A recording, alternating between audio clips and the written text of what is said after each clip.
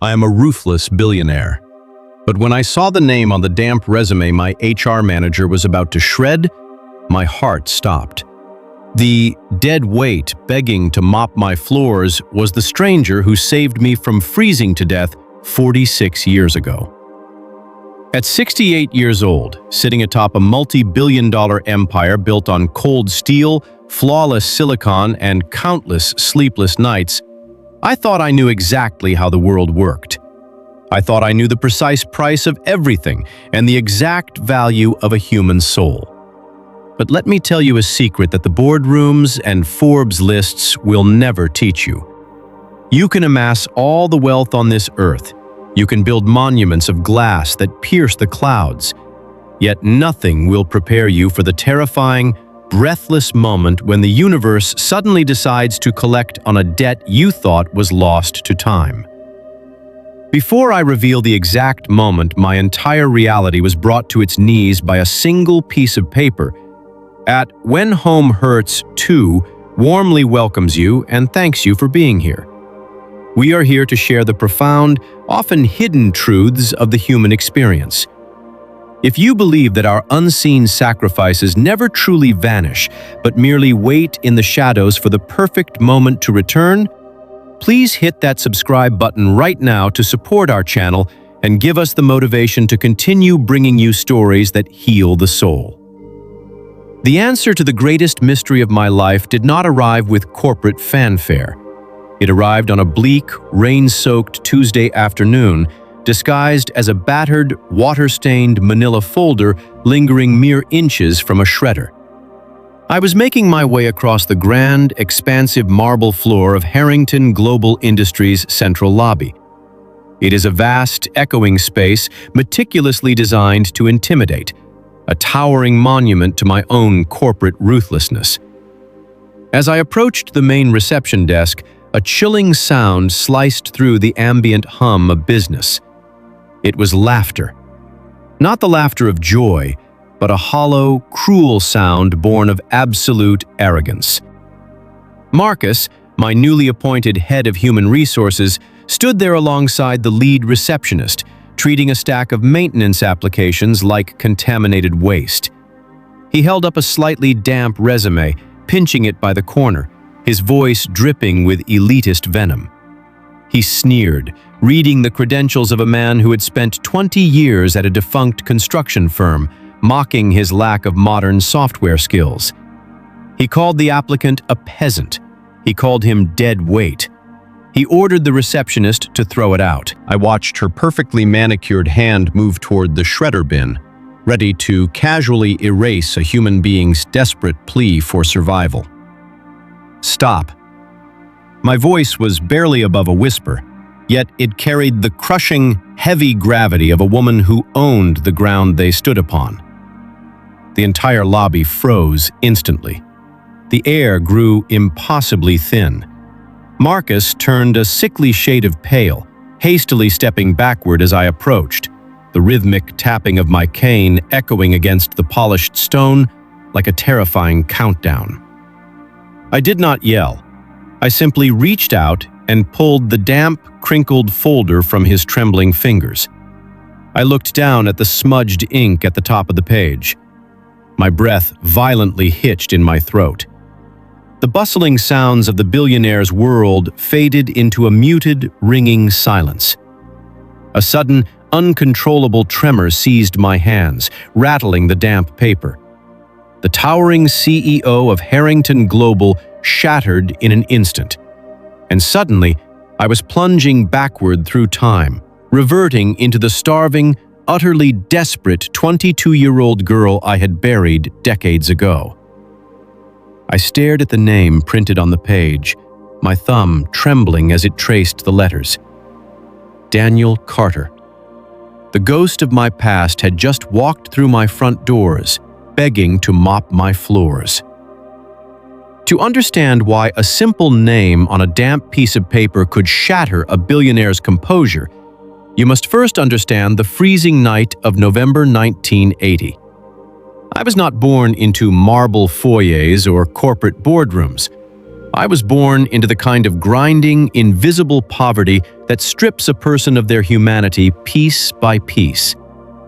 At 22, a series of catastrophic family tragedies had left me completely orphaned, entirely penniless, and evicted onto the merciless winter streets of Chicago. I remember the paralyzing cold gnawing at my bones as I huddled in the doorway of a closed bakery, clutching a thin, torn garbage bag that contained every possession I had left in the world. I had not eaten in 3 days. The hunger had shifted from a sharp, biting pain to a hollow, dizzying numbness.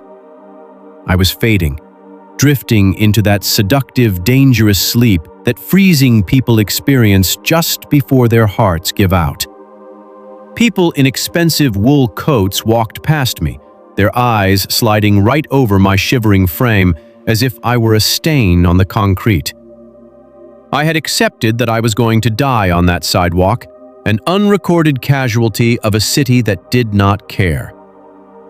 Then, a pair of scuffed, heavy work boots stopped in front of me. I barely had the strength to tilt my head upward, half expecting a police officer to kick me back into the freezing rain.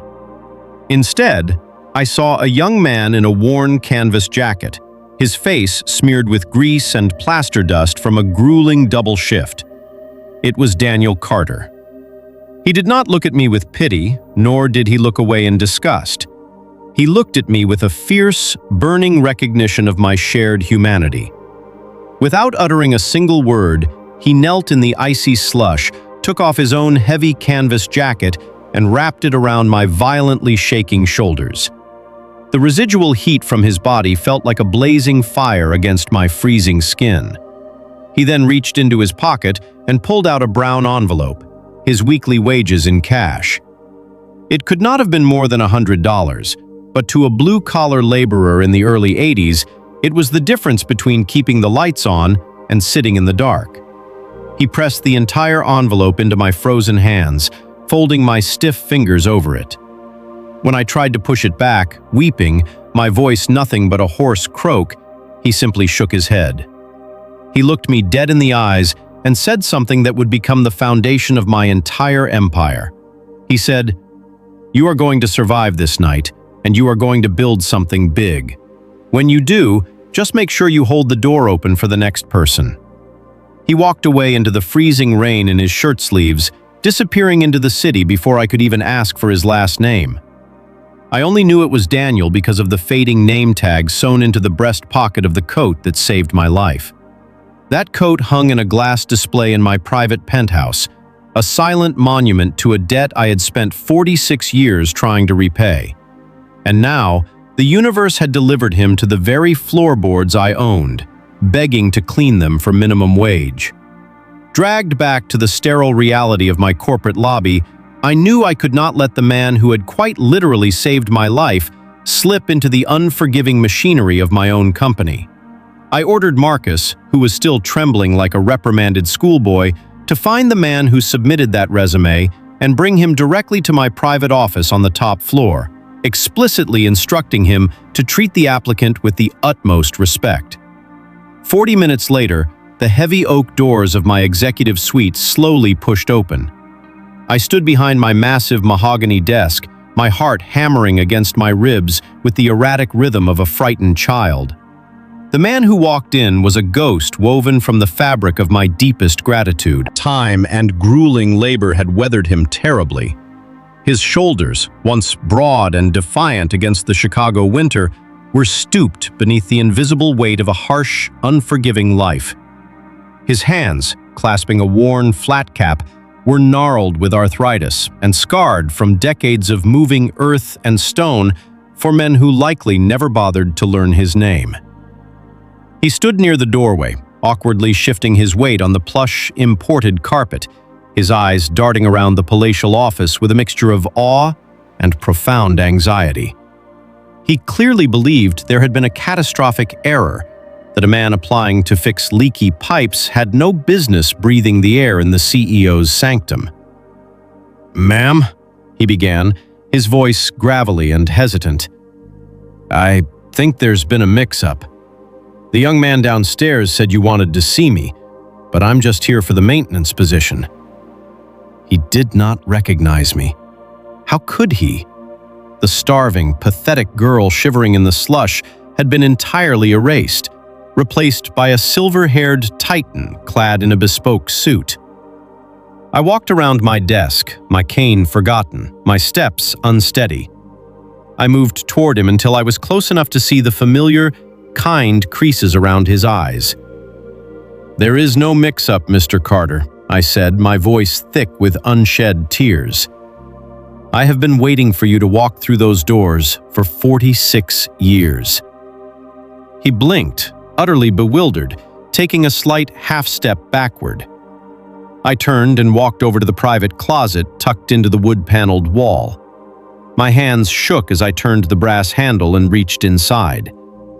When I turned back to face him, I was holding a faded, moth-eaten canvas jacket with the name Daniel stitched over the breast pocket. The moment his eyes locked onto that jacket, the air in the room stood entirely still. I watched his breath catch. I watched the gears of memory turn behind his weary eyes, rewinding through decades of hardship, back to a freezing November night. "You," he whispered, the flat cap slipping from his trembling fingers to land softly on the carpet. "The girl in the bakery doorway." The tears I had suppressed for half a century finally broke free, tracing hot, wet paths down my wrinkled cheeks. I closed the distance between us and embraced him, clutching the man who had bought my future with his own coat and his last dollar. He wept with me, two survivors from a forgotten alleyway, standing at the summit of a billionaire's empire, anchored entirely by the weight of a single act of impossible kindness. While the tears we shed in my office cleansed a decades-old wound, the cruel laughter I had witnessed in the lobby still demanded a swift and absolute reckoning. I invited Daniel to sit on the plush leather sofa, pouring him a glass of water and assuring him that his days of begging for scraps of labor were permanently over. Then, I pressed the intercom on my desk, my voice devoid of any warmth, and summoned Marcus to my office. When the head of human resources entered, his earlier arrogance had completely evaporated, replaced by a cloying, desperate sycophancy. He saw Daniel sitting comfortably on the expensive sofa, the faded canvas jacket resting honorably beside him. And Marcus's eyes widened in panicked confusion. He opened his mouth to offer some slick corporate apology, but I raised a single hand, silencing him instantly. "Marcus," I began, my tone as cold and unyielding as the steel framing my skyscraper. Harrington Global was built on a very specific philosophy. We evaluate data, we assess risk, and we maximize value. But you have fundamentally misunderstood what value actually means. I walked toward him, the rhythmic clicking of my heels echoing like gavel strikes. You looked at a man who has spent 20 years building the infrastructure of this city with his bare hands, and you saw a peasant. You saw dead weight because he lacked proficiency in a software program that was invented 3 years ago. You evaluated a human life based solely on his utility to your immediate convenience. And in doing so, you demonstrated a catastrophic failure of judgment. Marcus stammered, sweat visibly beading on his forehead, frantically trying to explain that he was only adhering to the new efficiency protocols. I cut him off. "The man you tried to throw into the shredder today possesses more integrity, loyalty, and sheer human grit in his scarred hands than you will ever acquire in a lifetime of climbing the corporate ladder. I do not employ leaders who mistake cruelty for authority." I did not fire Marcus. Firing him would simply release him to inflict his toxic elitism on another company. Instead, I stripped him of his executive title and his corner office. I demoted him to the entry-level archives division in the windowless sub-basement, effective immediately, with a mandate that he could only earn his way back up by demonstrating actual, measurable empathy and peer support. As Marcus fled the room, pale and thoroughly broken, I turned back to Daniel. "I am not giving you a maintenance job, Daniel," I said softly, sitting beside him. "I am naming you the Director of Campus Operations. You will oversee all facilities across our North American branches. I don't care if you don't know the software. I will hire a team of assistants to type for you. I need a man who knows how to build things that last. But more importantly, I need a man who knows the true value of holding the door open for the next person." With the halls of Harrington Global purged of their elitist rot, and Daniel firmly by my side, the frantic, ruthless chase for wealth that had defined my life suddenly ceased. For decades, I had believed that my immense fortune was a fortress, a towering shield designed to protect me from ever feeling the biting cold of vulnerability again. I had poured all my energy into acquiring assets, hoarding resources, and conquering markets, convinced that the numbers in my bank accounts were the ultimate measure of my survival. But as I sat in my boardroom weeks later, watching Daniel, dressed in a tailored suit, yet still retaining the humble, grounded wisdom that made him who he was, directing my executives on how to properly value the labor of our working-class contractors, the truth finally washed over me. Real wealth is not held in offshore accounts or measured by the square footage of a glass tower. The true currency of the human experience is stored in the unseen ledger of kindness. Every time we sacrifice a piece of our own comfort to elevate someone else from the dirt, we make an eternal deposit into a spiritual economy that never bankrupts. We assume these small acts of grace vanish into the void, forgotten by time and overwritten by the harsh realities of a cynical world. We are wrong. The universe keeps a meticulous, flawless accounting of every tear wiped away, every coat freely given in the freezing rain, and every dollar surrendered to a stranger in the dark. Daniel Carter did not know he was investing in a future billionaire when he handed a starving girl his weekly pay. He was simply investing in humanity. And 46 years later, that investment compounded into a fortune that changed the trajectory of his entire bloodline. My empire of steel and silicon is destined to eventually rust and become obsolete, swallowed by the relentless march of time.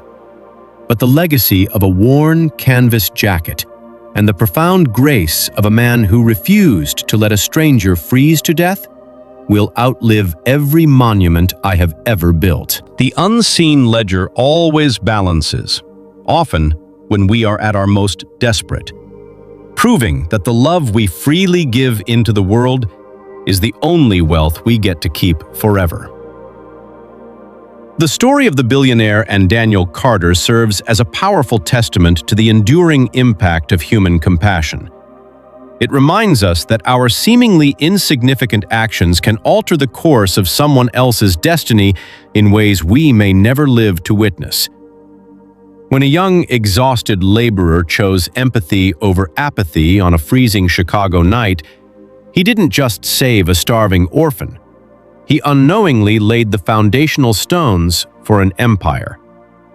Decades later, when the brutal machinery of corporate elitism threatened to crush him, that very same act of kindness became his salvation. This narrative dismantles the modern illusion that ruthless ambition and hoarded wealth are the ultimate symbols of success. Instead, it redefines true power as the willingness to sacrifice one's own comfort to lift another from despair. The billionaire's realization at the pinnacle of her success, that her massive fortune was secondary to the legacy of a worn canvas jacket, forces us to reevaluate our own metrics of achievement. We are reminded that the universe maintains a flawless, unseen ledger, where no act of genuine grace is ever truly lost. Ultimately, the story illustrates that the good we put into the world inevitably finds its way back to us, often precisely when we need it most, proving that humanity's greatest asset will always be our capacity to care for one another. Kindness is the only currency that never depreciates, and a person's worth can never be measured by their social standing, their resume, or their immediate utility to your goals. True legacy is built on empathy, not exploitation. The unseen ledger always balances. What you give to the world selflessly is exactly what you will get back. Start by changing how you view the invisible people in your daily routine. The janitors, the service workers, the delivery drivers, and the strangers on the street. Treat every single individual with the exact same level of dignity and respect you would offer a CEO. Practice radical empathy by metaphorically holding the door open for someone else. This could mean mentoring a struggling junior colleague, offering genuine praise to someone who feels overlooked, or simply buying a meal for someone in need without expecting recognition. When you find yourself in a position of advantage or privilege, use it to elevate those below you rather than building walls to keep them out. Has a stranger ever done something unexpectedly kind for you that you still remember today? Please take a moment to share your story in the comments section below. We would love to read your perspective, and your experience might be exactly what someone else needs to read today to restore their faith in humanity. If you enjoyed this story and found value in its message, please subscribe to our channel. Your support means the world to us and gives us the motivation to keep creating more inspiring and meaningful content for you.